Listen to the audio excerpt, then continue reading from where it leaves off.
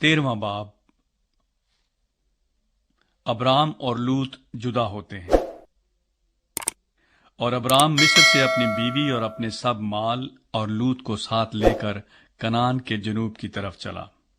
اور ابرام کے پاس چوپائے اور سونا چاندی بکثرت تھا، اور وہ کنعان کے جنوب سے سفر کرتا ہوا بیت ایل میں اس جگہ پہنچا جہاں پہلے بیت ایل اور ای کے درمیان اس کا ڈیرا تھا، یعنی وہ مقام جہاں اس نے شروع میں قربان گاہ بنائی تھی، اور وہاں ابرام نے خداوند سے دعا کی۔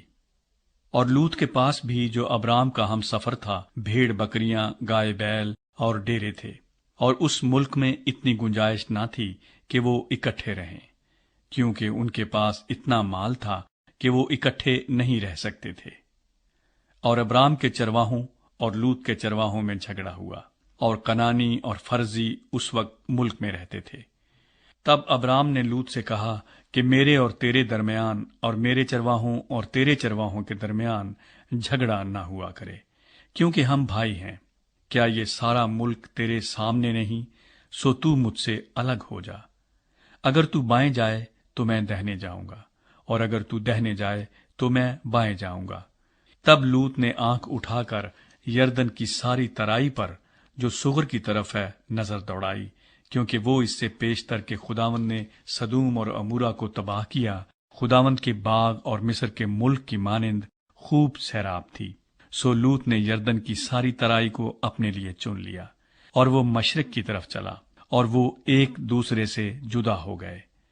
ابرام تو ملک کنعان میں رہا، اور لوط نے ترائی کے شہروں میں سکونت اختیار کی، اور سدوم کی طرف اپنا ڈیرا لگایا۔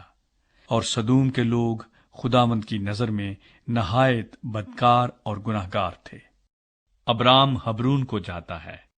اور لوط کے جدا ہو جانے کے بعد خداوند نے ابرام سے کہا کہ اپنی آنکھ اٹھا اور جس جگہ تو ہے وہاں سے شمال اور جنوب اور مشرق اور مغرب کی طرف نظر دوڑا، کیونکہ یہ تمام ملک جو تو دیکھ رہا ہے میں تجھ کو اور تیری نسل کو ہمیشہ کے لیے دوں گا، اور میں تیری نسل کو خاک کے ذروں کی مانند بناؤں گا، ایسا کہ اگر کوئی شخص خاک کے ذروں کو گن سکے تو تیری نسل بھی گن لی جائے گی۔